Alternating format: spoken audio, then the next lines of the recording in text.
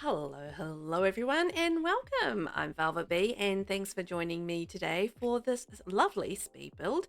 I am building a family cemetery, which I know, not the most cheerful, but it does relate to our new-ish EP that came out recently, and that is the Life and Death pack, and we finally got to be able to build cemeteries, and this is my very first cemetery that I built with this pack. And I'm actually doing this as part of a shell challenge.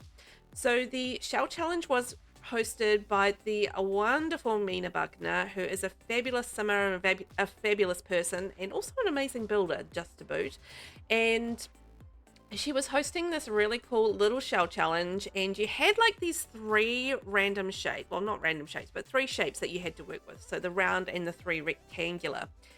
And you needed to build like a park or a cemetery was basically the shell rules for this time around. So you could actually move the shapes around. You could stack them on top of each other if you wanted to. So I did take advantage of that, and as you can see here, I've stacked one of the rectangles on top of the other and the other one beside, and then I've used the circular shape around the front, so that's going to be turned into a little pergola or a gazebo, whichever way you want to term it. I should probably know what the difference is, but I don't really know what the difference is. I know it's like an outdoor seating covered area. So I don't know, whichever term works for you there. So you can sort of see me creating it there, and I've used spandrels and fencing just to create the little decorative elements around there, and a clear roof as well. Just for the pretty, to be honest.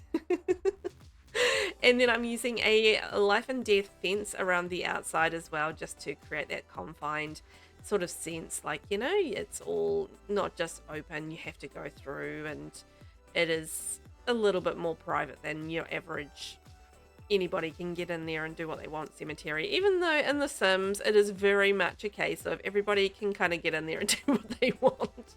Because as soon as you've got a community venue, all the Sims are going to be in there. There's going to be Sims just lying around, having a sleep, getting in there, having a chat, probably flirting with each other. You know how The Sims is. No matter what you do, it is going to be it's going to be a whole lot of people in there having a time of it. But anyway, in theory, this is a family cemetery. I love the color of the roof, and just like the little roof trim that we got with Life and Death. I think that's a beautiful sort of touch. And I just didn't want to go too dark and gloomy. I wanted to go something a little bit more bright, maintained, and pretty, I guess, as far as the cemetery prettiness goes. Just ignore me doing this little landscaping thing. I was trying something out. It gets deleted later. Don't worry about it. I felt like the little red vines that I had off on the balcony there just needed something to connect to. And this is just my attempt to find something to connect them to. But it's just like, nah, it don't work. But anyway, you got to try these things. And sometimes I just plop things down and just let it chug away in my brain, just thinking about it, and then I'll just like change it later on as I get to it. I did, however, use the red vines. These are from the Vampires pack, by the way. So these red vines are going around the little pergola as well, and then I'll use the red bushes, and I'll use that to trim around the top. So, just adding a little touch of decoration to the outside of there, just to pretty it up a little bit. And yes, it was a little fussy to do, I will admit that, but I think the result kind of speaks for itself in that I think it does actually look really pretty and dramatic against the white of the pergola, so I really like that. But that's just my opinion, and obviously I built it, so I did it. No one to blame but myself on that one. And then I started getting in the grave areas. So I did choose to build this on a little 20 by 15 lot. So it is a little teeny tiny cemetery. And that's why I sort of established it as a family cemetery. I felt like this would be more like a little tiny family plot. And yeah, there's only 1, 2, 3, 4, 5, I think 5 sort of graves really, and I know, small, but that's okay. Sometimes it's okay to do things small, and I thought that was pretty. and I didn't want to do something big and expensive, so this is what I ended up with. So I'm just sort of going through the life and death pack at the moment and just finding the little bits and pieces that I wanted to add to the build. So I'm doing the little outdoor lights, which is like a fiery brazier just sort of out there, and I thought that was going to be like a cute effect at night. And I'm just working on the paving as well. This was quite an interesting build for me because it was one of those builds that just kind of I didn't really, I mean, I knew I was building a cemetery, but beyond that I didn't really have much of an idea what I was doing. So it was very much one of those builds that kind of evolved as I went, because I didn't have like this giant clear idea in my head to begin with. I didn't use an inspiration at all. So I was just kind of working with what I had there from the shell and then just sort of seeing how it came together. It was very much an evolution of a build, which I think is actually fun. I don't always do builds like that. It just kind of depends, you know. I'm very much it depends on the circumstances kind of build. Like some builds I have inspirations, some I won't. Some I'll do on the fly like this, and then some I might have like a plan in my head. So, yeah, it just depends on the circumstances as you do. So just adding a few bushes around the outside of the lot. I just kind of felt like, you know, it just needed a little touch of greenery outside around the fencing, and I thought that was kind of cute. And I do like those hedges that we got with Life and Death. I thought they're actually really nice hedges to sit around outside fencing as well. And I'm just adding a few pieces of clutter to the graves, because when the Sims come and maintain the gravestones and bits and pieces, you know, they like, you know, there's slots on there to put bits and pieces on there. So I thought, well, I'll take advantage of that. So now I'm moving on to the interior, which is basically where the funerals are going to be. So this is like your little mourning area. So up the top, I am adding the public bathrooms. I did initially try to do one of the bathrooms as a family bathroom with a diaper changing table, but it wasn't working. I think in playtesting I realized it wasn't working. So I did have to change that out of the bathroom and change the bathroom around a teensy tiny bit. But otherwise, it's just pretty much the same as what you see built here.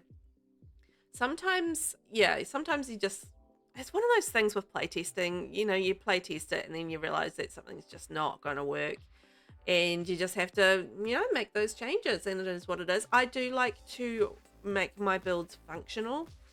So I'm not one of those builders where I just kind of go for it and it doesn't matter if it's functional or not, which is absolutely fine. I mean, you know, those are really fun builds as well. And it's really nice to have like a pretty decorative build in your saves too.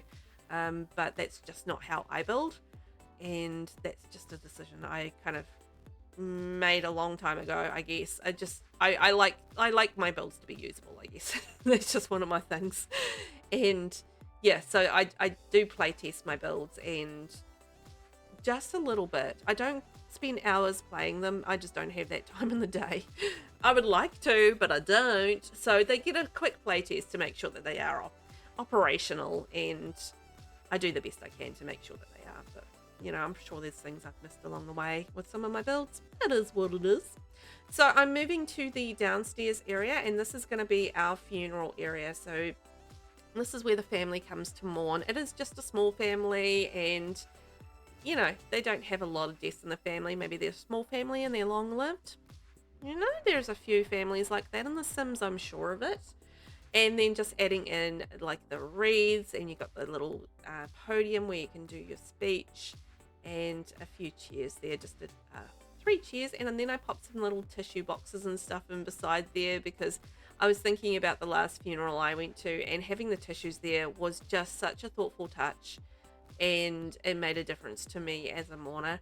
And yeah, I went through a whole lot of the little tissues, and I felt like, you know, a tissue box and a rubbish bin for the tissue box, that kind of made sense to me. So that's a little touch that I added to the little mourning area. And I love the little lights, and I just made it super pretty because, you know, you're there to celebrate someone's life, so why not make it something that they might enjoy if they were hovering overhead and checking down on you, you know? You never know. I don't know how these things work. But I'm just creating like a little seating area now. And this, again, just one of those little areas that kind of evolved as we went along, just like everything else in this build. So I changed to a white rather than the red seating, and just a little table there. I did initially like have this little table here with a sort of like the sign-in book, you know, with a pen, and it just looked really flat there. And you know, I looked at trying a rug underneath, and just no matter what I did, it just kind of looked really flat. So then I ended up making a little change, just adding some of the tarot art to the wall, and I put in like a platform. I felt like just having a kind of a raised area in this front, it wasn't the biggest space to have a raised area, but I feel like, you know, it actually broke the flatness of the room and just added a little dimension there. And I thought just made that area important.